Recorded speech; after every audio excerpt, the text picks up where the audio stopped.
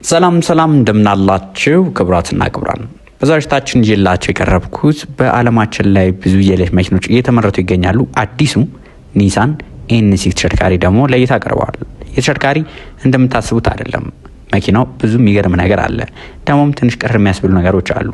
በዛሬታችን ስለ መኪናው የተለያዩ መረጃዎችን ይዤላችሁ መጥቻለሁ። ከመረጃዎቹ ጋር አብራችሁን ቆዩ። አርነሽ ነኝ። መልካም ቆይታ። ከዛ በፊት ግን ለዚህ ቻናል አዲስ ከሆናችሁ በዚህ ቻናል ላይ በየዕለቱ ከመኪና ጋር የተገናኙ የተለያዩ መረጃዎችን ይዘላችሁ ስለምንቀርብ ሰብስክራይብ ያድርጉ። እንዲሁም ቪዲዮ ሲለቀቅ በቶሎ እንዲደርሰው የደወል ምልክቱን ይጫኑ። እንደሚታወቀው ታላላቅ የቻይና ብራንዶች ከጃፓን መኪና አምራች ካምፓኒዎች ጋር በመሆን ትልልቅ ስም ያላቸው መኪኖች እያመረቱ ይገኛሉ።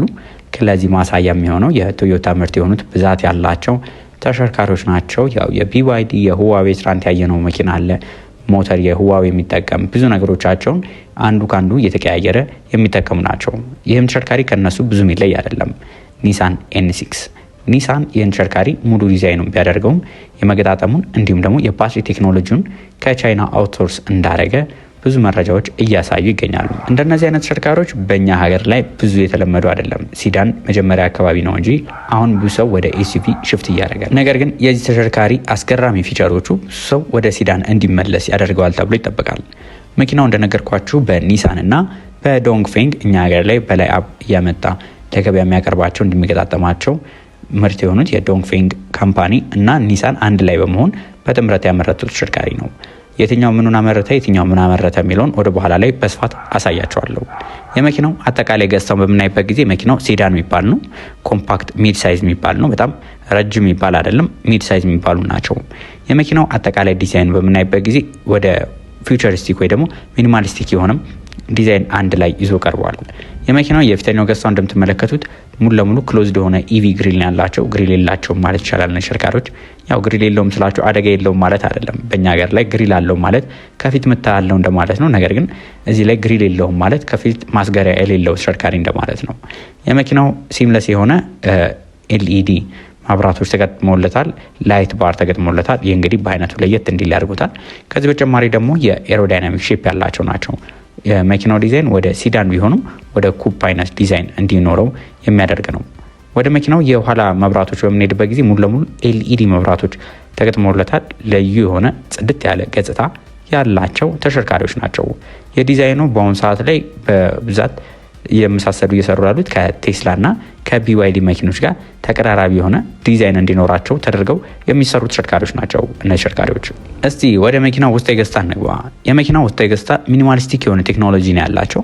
ማለትም በአንድ ስክሪን ብዙ ነገሮችን መቆጣጠር እንዲችሉ፣ በአንድ የሆነ ነገር ብዙ ነገሮችን አጀስት ማድረግ እንድትችሉ የሚያስችሏቸው ናቸው። እነዚህ መኪኖች ላይ የተገጠመላቸው ዲስፕሌይ ተለቅ ያለ ኢንፎቴመንት ስክሪን አላቸው። ዲጂታል ኢንስትሩመንት ክላስተር አላቸው።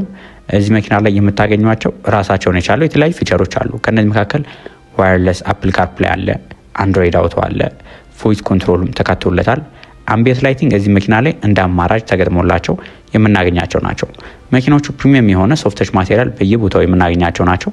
በጣም ግሩም የሆኑ መኪኖች ናቸው። እነዚህ መኪኖች በአገራችን ብቻ ሳይሆን በዓለማችን ላይ ብዙ ፊቸሮችን ያተሟላላቸው ከሚባሉ ተሽከርካሪዎች መካከል አንዱ ናቸው እነዚህ ተሽከርካሪዎች።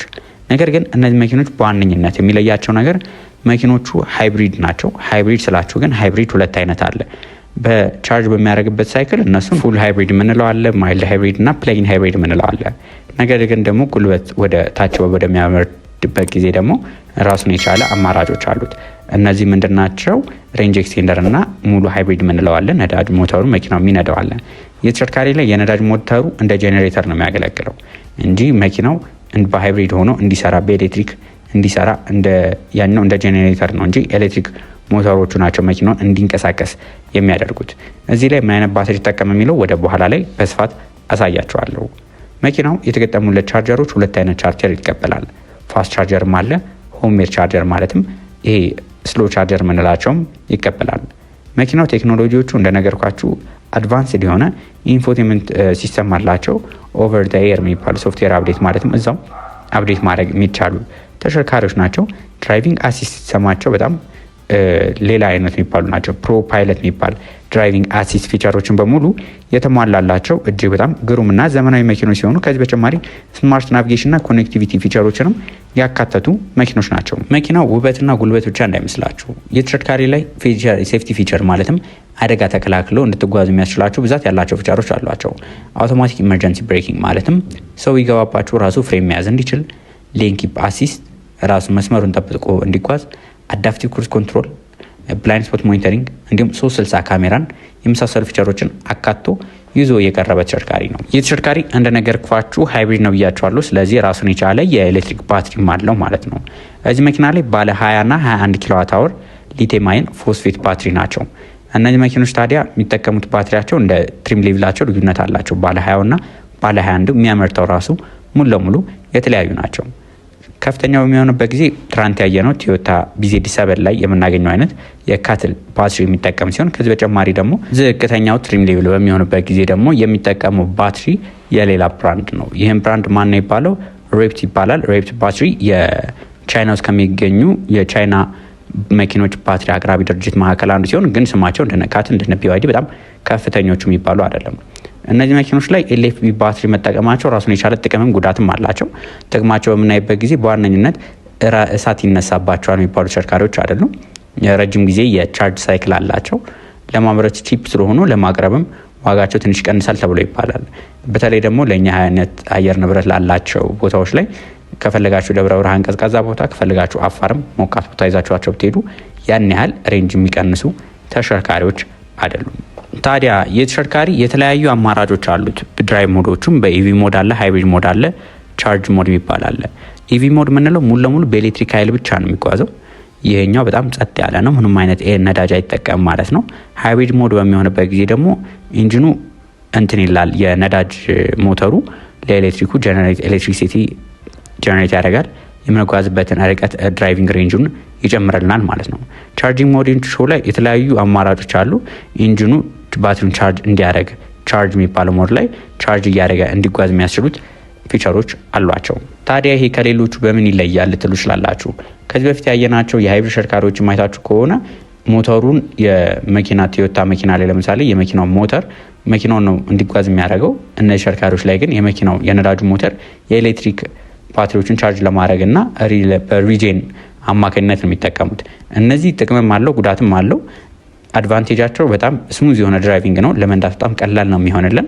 ከዚህ በተጨማሪ የነዳጅ ቁጠባቸው በጣም ጥሩ የሚባል ነው የሚሆነው። ከዚህ በተጨማሪ ግን ጉዳቶችም አሏቸው። ለምሳሌ ለማስተካከል ብዙ ወጪ ሊያስወጡን ይችላሉ። ለጥገና ሬንጅ ኤክስቴንደር የምንላቸው ተሽከርካሪዎች ባትሪያቸው ከፉል ኢቪ ከምንላቸው አነስ ያሉ ነው የሚሆኑት ማለት ነው። ታዲያ የተሽከርካሪ ዋጋው ምን ያህል ነው ልትሉ ይችላላችሁ። እነዚህ ተሽከርካሪዎች ዋጋቸው ትንሽ ወደድ ያሉ ናቸው። ከ30,000 የአሜሪካን ዶላር ጀምሮ ለገበያ የቀረቡ ተሽከርካሪዎች ናቸው። እናንተ እነዚህ መኪኖች ይሻላሉ ወይስ ቶዮታ BZ7? ሀሳብ አስተያየታችሁን ኮመንት ላይ ጻፉልን። በቀጣይ ሌሎች ከመኪና ጋር በተገናኙ መረጃዎች እስከምንገናኝ ድረስ መልካም ሁሉ ተመኘው።